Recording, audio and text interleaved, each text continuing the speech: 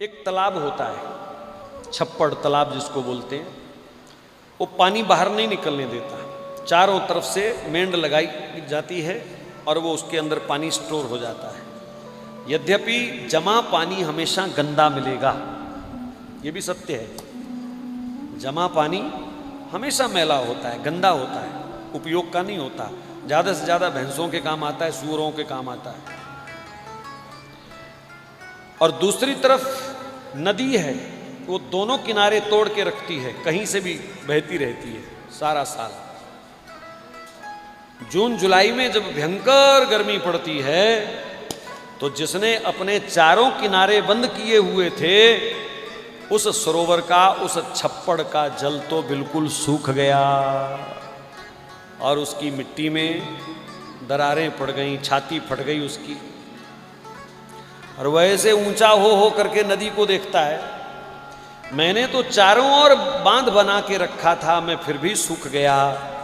और ये नदी सारा साल बहती रही और अब भी बह रही है गर्मी में भी, इसके यहाँ पानी की कमी नहीं आई। कारण क्या है? तो भैया कारण यही है कि छप्पड़ ने, सरोवर ने केवल अपने लिए वो सारा जमा करके रखा था और नदी ने अपना जल दूसरों के लिए बहने दिया। तो जो दूसरों के लिए बहाते हैं उनके यहाँ स्रोत बहते ही रहते हैं, चाहे धन के चाहे अन्न के, वो बहते ही रहते हैं।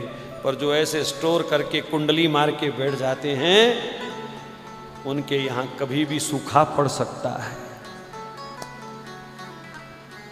इसलिए यथासंभव कुछ ना कुछ दान प्रवाहित होता रहना चाहिए, इसमें सदा आपको सुख मिलेगा। जहां आपको सिर्फ 3 बातों का ध्यान रखना, देश, काल और पात्र।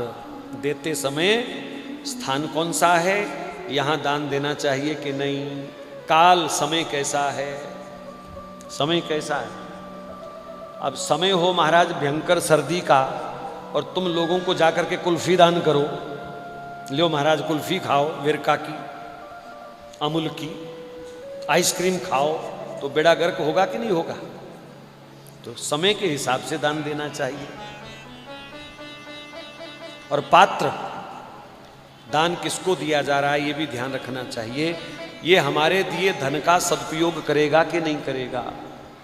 आपने किसी को 100 रुपया दान किया और उसने जाकर के आधी बोतल खरीदी, 2 अंडे लिए और तुम्हारे 100 रुपये की मौज कर ली, जितना पाप उसको लगा उससे दुगना पाप आपको लगेगा।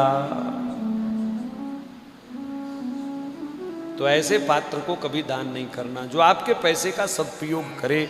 तो ऐसे बंदे आपको ढूंढने पड़ेंगे जो आपके विश्वास के काबिल हों, वरना दान लेने वाले को भी नरक और दान देने वाले को भी नरक।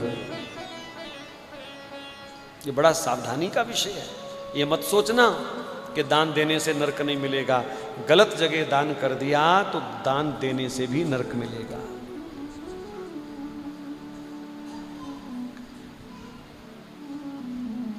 इसलिए दान लेने वालों की भी बहुत बड़ी जिम्मेवारी है। वो जिस काम के लिए दान लेवें उसी काम पर उसको खर्च करें और जितना आवे उतना खर्च करें, नहीं तो नरक की टिकट पक्की है। और दानी को भी कोई फल नहीं है उस दान का।